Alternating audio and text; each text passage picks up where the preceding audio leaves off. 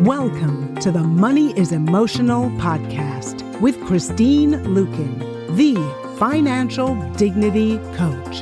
In this podcast, we help you recover a positive and peaceful relationship with your personal finances. We do this by bringing together wise money management with emotional intelligence.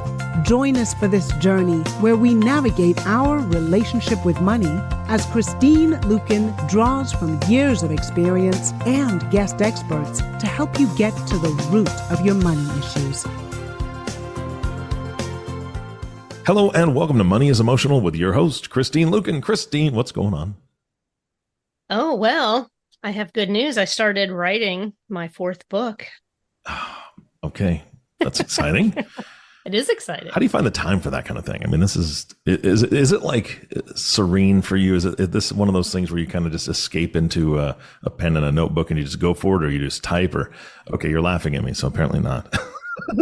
Yeah, well, because it's funny. People think like, oh, the writer's life is you lock yourself away in a cabin in the woods, for like 2 weeks and you come back with this best-selling book. And for me, it's not like that at all. I mean, I have to put time in my calendar. I've got to sit my butt down and make myself do it. There are times when it flows where I'm like, yes, I'm excited to sit down and write this. But there are other days where I'm like, I don't feel like writing, but if this book's going to get written, I got to get my butt in the chair. Yeah, it's not going to write itself. All right. Got it. Well, and I'm not going to tell you what it's about yet. Okay. Other than it's about money. Go figure.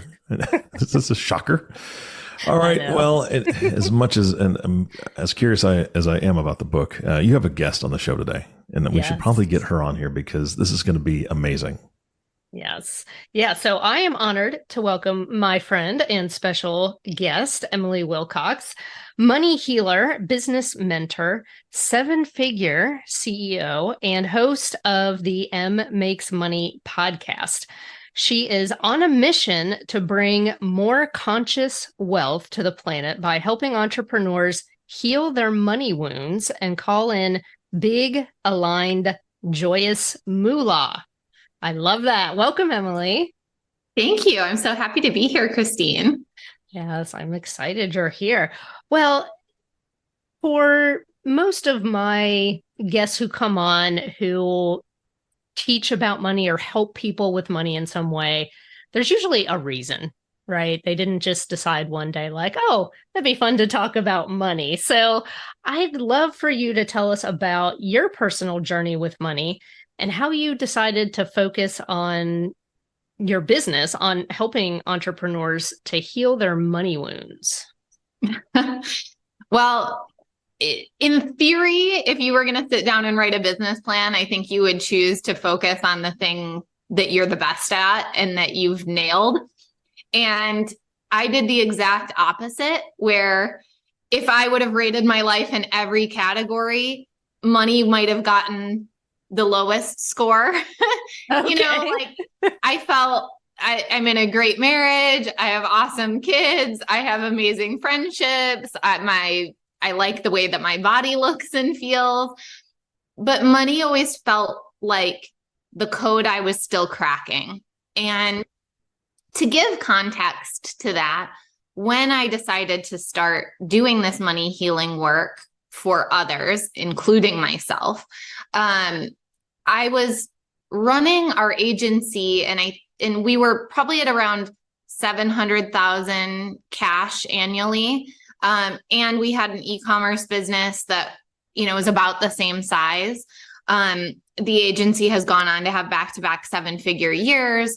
So it wasn't like on paper, I had a money problem. It was more how I feel about it, which is perfect to talk about on this podcast. Yes. And so it wasn't a decision where I thought this would be a great business move. It was absolutely spirit speaking to me through my intuition, telling me that I was meant to be coaching, and me very reluctantly listening and then being like, but what am I going to coach on? And then it just felt like money was the thing. And when I got brave enough to even tell like my one best friend about it, she was like, duh. Yeah, that sounds exactly right. So it was like everyone could see it before I could see it. Oh, that's interesting. So, obviously you had successful businesses, but you didn't feel successful with money. Can you tell us like what sort of feelings were you really having about money, even though your bank account and your business financial statements said something else? Because a lot of business owners that are listening were like, 700 grand in cash, like, holy moly, that'd be awesome. Yeah. I mean, certainly there's a difference between gross revenue in your business and profits that are flowing into your personal bank account. So that's one piece. But more than that, it was, I had to do my own money healing work. And I really realized that when we had our first $100,000 cash month, which had been a goal for a long time. And when it finally happened, I thought that I would feel so celebratory, on top of the world. And when I found myself reluctant to even really acknowledge it and stop and celebrate it, I got curious and I realized I thought I was going to feel so successful. I thought I would feel so safe with money. I thought the business would feel more stable, like we'd made it. I thought I would feel more rich than I felt. And for the first time, I didn't just move the goalposts. It was like something about the 100K made me realize, okay, it's not actually about the number. And, when it was 20K and then, oh no, it's really 50K and maybe 50K just needs to be 70K and 70 just needs to be 100. Finally, I thought the jig is up. I can really see that I am trying to get this externally, and money actually can't make me feel safe and successful and secure and like I've made it. I've got to do the inner work, or I'm just going to be chasing financial goals for the rest of my life, secretly feeling unfulfilled. And that was when I really dove into my own money healing. And that was the precursor for developing my money wound medicine and money wound methodology that I use now with clients. Yeah. Well, so let's talk about money wounds. Like, what exactly are they? And how can we tell if we have one? Or does everybody have one? I mean, I believe everyone has them. How healed they are and what the symptomatology is going to be slightly different for different individuals, but it's mostly stored trauma in our bodies. And so it changes the way that we feel with certain money interactions. And it also changes the way that we think about ourselves and money as well.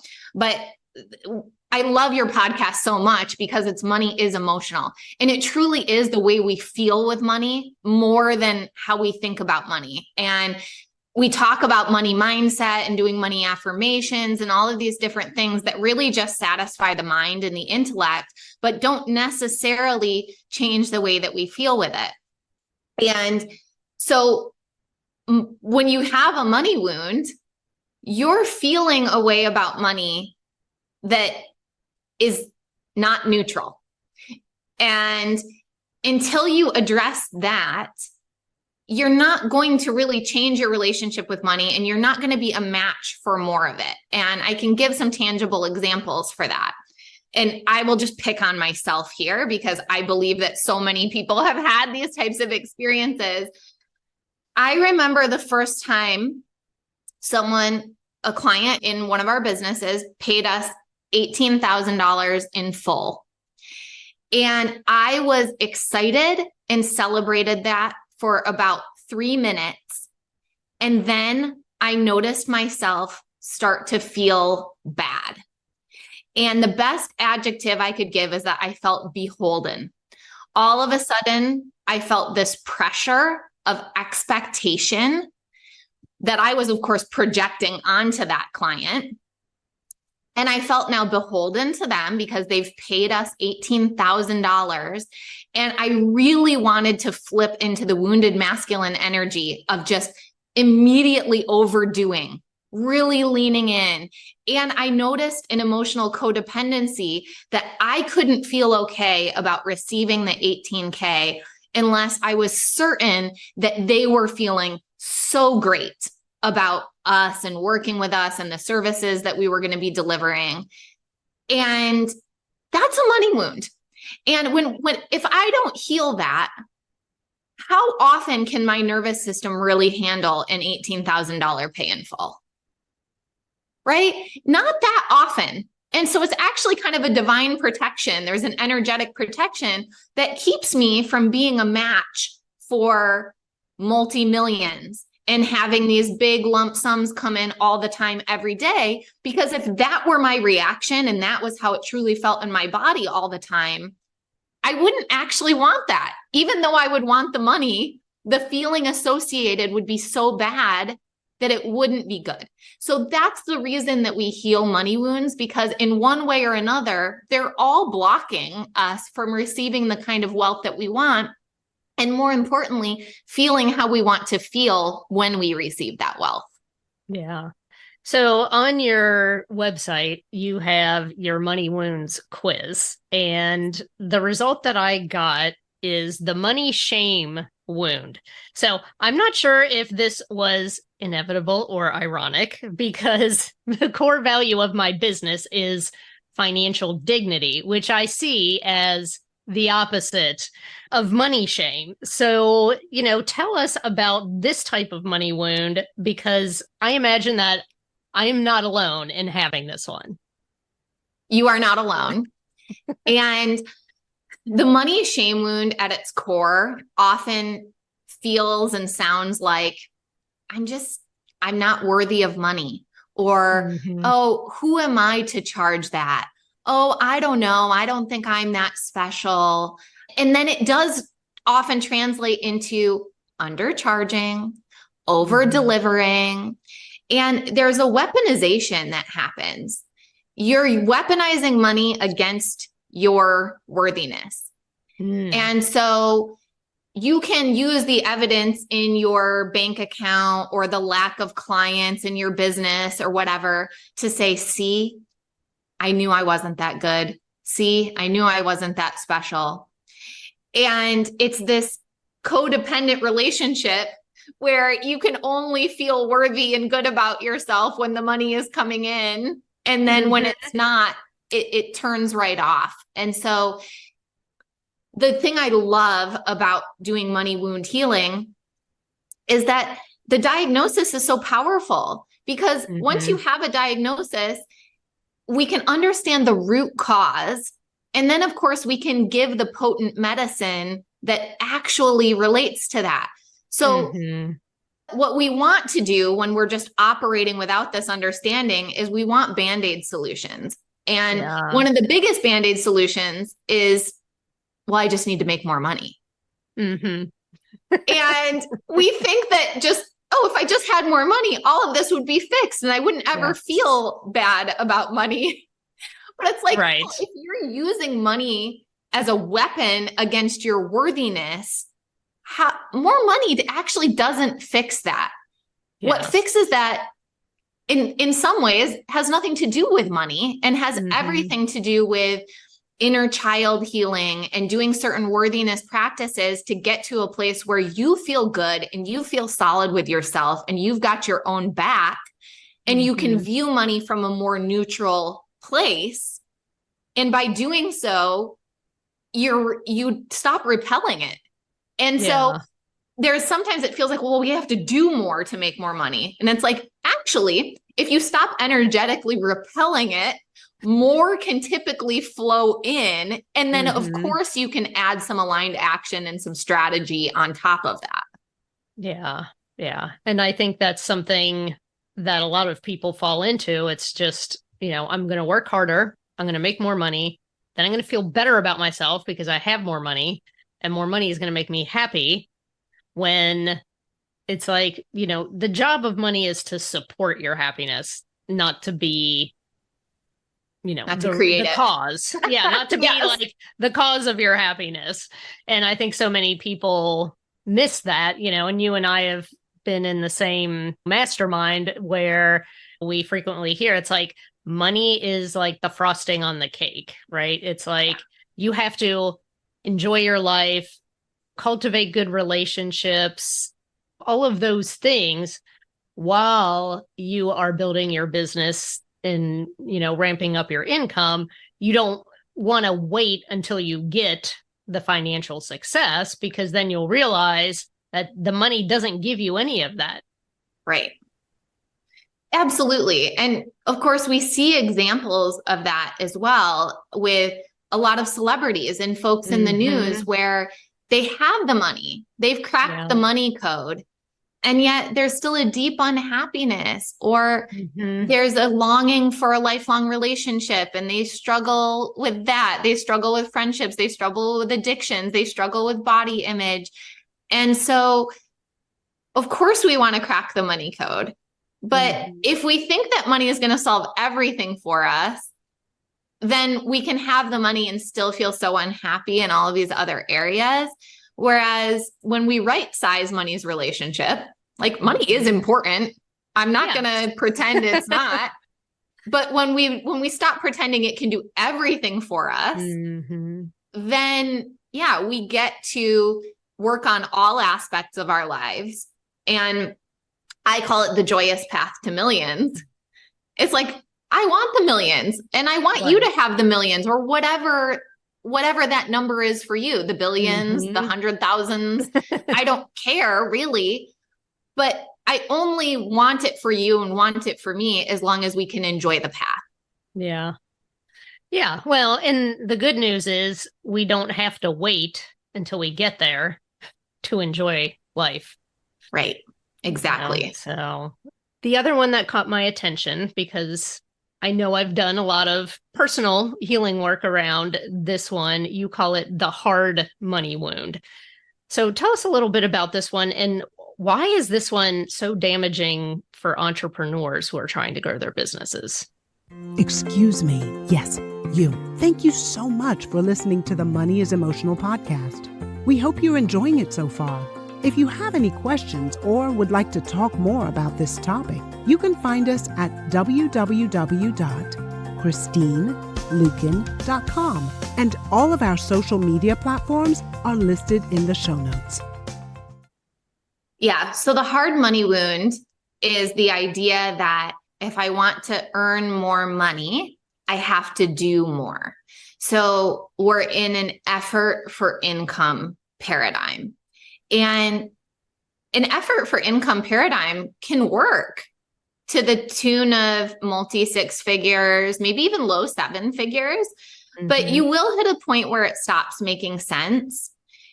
It's like, okay, if I want to double my income, I can't give double the effort. It's just not possible. There aren't enough hours in the day. Or we start to realize, in order to do that, I would be sacrificing my health, my family, and I'm not willing. And so we have to break that thought paradigm. And it can happen later in life, because, I mean, you and I both grew up in the Midwest. You're still there. Yes. I still have that like Midwestern conditioning where we really value an honest day's work or a hard day's work. And I always prided myself on my work ethic. It's helped me in so many aspects of life. And then it stopped helping quite so much. And I had to untangle that. And when we're ready to start healing the hard money wound, what I invite us all into is looking at impact for income. Yeah. And there's so many ways that we can deepen that medicine aside from just the thought exercise. But for the sake of this podcast, it's a fun one just to think about, okay, if I want to make more income, how can I have more impact? Just by asking a different question, your subconscious mind will start giving you different answers. Yeah. Yeah. Well, and I think part of it for me was, my parents did say things like, you've got to work hard for your money. Or I specifically remember an instance where my brother and I were roughhousing with one of our Christmas presents that we got. And my dad was like, hey, be careful with that. Like, I worked really hard to get the money to buy that, right? And so it was like, I mean, obviously he was well-meaning and, you know, wanted his children to grow up and be productive members of society. However, when I got into my business, what I realized, you know, at some point I realized that I was okay with making six figures when I worked in corporate America because it was hard. Yeah. And it wasn't always fun, right? I mean, I'm not saying it was like 40 to 50 hours of misery every week, but there were parts about it that were hard and that sucked and that I didn't really want to do. And when I started my own business, it's like, well, I don't have to do any of those kinds of things. I can hire somebody else to do those for me in my business. And, you know, 95% of what I do in my business is pure joy. Surely I can't make the same amount of money or more as what I was making in corporate America while I was suffering. And that was really something that I had to overcome and that I had to shift, especially with my coaching. And then it was like, there was another layer, because there's always another layer, isn't there? Mm-hmm. There is. These wounds where it's like, we think we're done. And then it kind of comes back. And it kind of popped back up a couple years later relative to not the coaching, but the courses, where it was like, well, I've already created these things. I've already done the work. Like, can I really continue to make money like over and over and over again from the same thing that I've already done? And so it's like, I really had to do the work on that and feel into that. And like you said, focus on the impact and really think about, what is that person going to walk away with once they've finished that? And so, you know, it's just been amazing how my course sales have ramped up. Yes. Even when I'm not promoting anything. Like right before we popped on this podcast, I got an email and it was like, I sold a course for $333. And I was thinking like, I wonder how they found that. Yeah. I guess they just stumbled upon my website because I don't, you know, I didn't do a promotion about that particular one within the last week or two. So it's like, oh, well, thank you. Yes. I had the same thing this morning too, where someone bought money wound medicine. Don't know where they came from. They live in Australia. Maybe they listened to a podcast I was on or stumbled on a YouTube money healing. Who knows? Right. And oddly, I had a similar situation to you where I felt really fine about money wound medicine, which right now costs $444 pay in full. That one I could receive all day long. And no, I didn't have to do any work for it, but felt so great about the program. Yeah. And then I launched a $7 mini membership. It's called the Wealthy and Woo Club. And same deal. There's a lot of really incredible, valuable material in there, but something about it being a membership triggered me to where when people were signing up, I didn't just feel like I could celebrate it. There was a part of me that felt like, oh, but now I need to make sure that they'll stay. Yeah. And it was so comical because it's $7. Like, would I even notice if the money wasn't there? Probably not. Right. But that's where I love having the diagnosis, because instead of just thinking I'm a crazy lady, I'm like, hang on, this is the hard money wound. It's just having a little flare up. It's having a moment. And we can heal something and still occasionally have a flare up. And if it were something on our body, we would know that all we have to do is give ourselves that medicine. Yeah. We wouldn't make ourselves wrong and broken. Right. And that's been so helpful for me because I have money wounds, but I'm not my money wounds. And then I can just go, okay, I really need to do a little bit of belief work around the impact of this program and get myself feeling super confident about that again, so that I don't feel like I have to effort, because I already put the effort in. I built the darn thing. I don't need to keep doing that.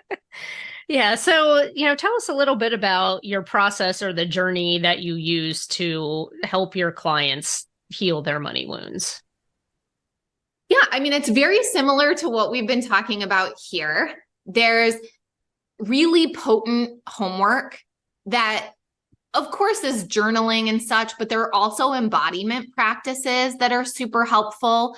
We do some guided meditation and visualization to really get to the core of the wound and give it that juicy, beautiful medicine that it needs. I have self-hypnosis tracks for each of the money wounds. That's a beautiful way to reprogram the subconscious mind. And one thing I love about hypnosis, side note, is it also, I think, helps us break that hard money wound paradigm. Because sometimes we think healing has to be hard too. Yes. You ever have that feeling? Yes. And then it's like, with hypnosis, you literally put in earbuds and take a nap for 30 minutes. And you've done healing. That's awesome. So that's in your course, right? Yeah, exactly. All right. So now we're all going to go buy her course. Yes, please. I'd love to have you. Yes, I love that. This has been super fascinating. I know we've talked about a lot of things.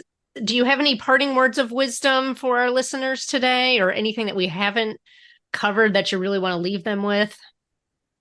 Well, I think first of all, they're listening to your show and tuning into you and your material. So you're already doing fantastic. Christine's an amazing resource, and I love her approach to wealth building and money.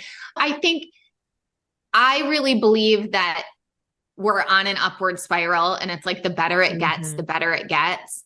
And if there's any advice that I could give my past self that might apply to the listeners, we sometimes feel like 90% of our life is good and the 10% around money isn't good. So I just need to focus on that and fix that.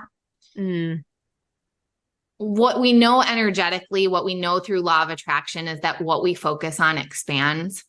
Yes. So when we're in problem solving mode, or we're focusing on the one thing that's not going well, we actually don't fix that. The result isn't, I fixed the 10% and now 100% of my life is good. Right. The result is we magnify the problem. And so now all of a sudden, only 60% of our life feels good and 40% feels like a problem. And so anytime you're feeling some kind of way about money or anything, whatever that 10% is in your life that doesn't feel like it's going well, shift your focus to the 90%. Yeah. Shift your focus to something that you can get behind, that you can feel gratitude for. Like, we have evidence of abundance all around us. It is unbelievable. I mean, I have 35,000 gallons of water in my swimming pool that I can see right now from where I'm recording. That is abundance. Yes. Yeah, I've got sunshine. I've got fresh drinking water. I can go to a place where I can look at a field of flowers and see the abundance in nature. And when I'm willing to do that, I mean, my 2 kids, my gosh, I think about people who desperately want a child. Yeah. Everything else in their life is good, but they don't have a baby and they want one. Oh, yeah. And I've got these 2 incredible humans in my life. Are you kidding me? So that's my parting words of wisdom is focus on what is going well, and you will just see your life continue to get better and better and better. Yes. Gratitude. It's, I love it. I wake up with it every morning. So, and it just gets you focused on the positive, because I think it is so easy for us to see the one thing that's wrong. And we're all guilty of it. I just think of, I take painting classes, and when I do, it's like, I notice the one thing that's wrong about the painting, and then you'll tell it to everyone when you show them the painting. Yes. They'll be like, oh, this is awesome. And I'll be like, yeah, but you see, like, over here on this little peninsula, like, these little trees are pointing to the right instead of pointing up, because my brush just kind of went whoosh, and I couldn't fix it. And they're like, what? Where? But that's why are you immediately telling me the one thing you don't like about your painting when it's amazing? But I think we have a tendency to do that with all of life. And you're right. We do have a tendency to do that with our money as well. So those are some very wise words. So Emily, thank you so much for being here. It was so enlightening to hear your perspective on money wounds and how healing them leads us to larger incomes and, of course, a healthier relationship with our money. Thank you so much for having me. You are most welcome. Oh, this has been fun. I've recognized a money wound, and I'm just going to throw it out there. We'll see what this is. Do you have a spouse money wound? Is there a spouse money wound? Because I've got one. I always tell everyone there's 6 money wounds. You'll probably have 3 or 4 that you resonate with, and the ones you don't, probably your spouse has them. So yeah. Well, no, it was a wound to me from my spouse. Because here's the thing is that, and I think this is probably gonna resonate with somebody out there. But when my business started becoming successful, and I was coaching, I charged a normal coaching fee, or what I felt was normal and applicable for the folks that I was working with. And then speaking or going to on-site consultations and being flown in, so on and so forth. I charge a large fee for that, knowing that my clients are going to gain from what I'm teaching them and how I'm guiding them. They're going to gain 5 to 6 figures within that next year, right? That's the goal. And it always shocked my wife. And it was kind of hurtful at first, but it took her about 1.5 years to realize that she needed to stop saying, they're actually going to pay you that money? Yes. Do you not think that I'm worth that? That just seems like a lot for you to fly in there and talk to him for a full day and then come back home. I'm like, you know what? Yeah. So, but after a while, she realized, the clients that I had, we'd have conversations, and they've grown their business by X amount or whatever it was, and they're like, then she was like, okay, yeah, are they going to fly you back out anytime soon? I said, well, we'll see, because they're on track, so they really don't need to. But yeah, that's another wound. But Emily, this was fantastic. If folks want to reach out to you, how do they find you? I hang out on the internet. I'm at M Makes Money on most social media platforms. And I also invite people to take the free Money Wounds quiz. It's just moneywoundsquiz.com. And that way they can diagnose their own money wounds and start healing them. Yeah, absolutely. That's fascinating. Christine, again, you've got courses. You kind of teased us about a book. You're always active. How do people find you? I mean, there's lots of ways, but what's the best way to find you and engage with you? Yeah, the best way to find me is on my website, christineluken.com. And then, of course, all the links for the websites, the books, the courses, the podcast, it's all right there. All right. We'll have links in the podcast for that. Both of you, thank you so much. This has been great. Thank you. Thank you. And of course, our last thank you always goes to you, the listening audience. Thank you so much for tuning in and listening to the Money is Emotional podcast with Christine Luken. If you have not subscribed to the podcast yet, please click the subscribe now button below. This way, when Christine comes out with a new podcast, it'll show up directly on your listening device. And we humbly ask that you share this podcast, rate it, and leave a review, as this actually does help others find the show. Again, thank you so much for listening today. For everyone at Money is Emotional, this is Eric Johnson reminding you to live your best day every day. And we'll see you next time. Thank you for listening to the Money is Emotional podcast. To get in touch, visit our website at www.christineluken.com or drop us a line at hello@christineluken.com. And don't forget to click the follow button to be notified when new episodes become available. The information covered and posted represents the views and opinions of the guest and does not necessarily represent the views or opinions of Christine Luken. The content has been made available for informational and educational purposes only. The content is not intended to be a substitute for professional investing or tax advice. Always seek the advice of your advisor, tax professional, or other qualified financial professional with any questions you may have regarding your personal finances.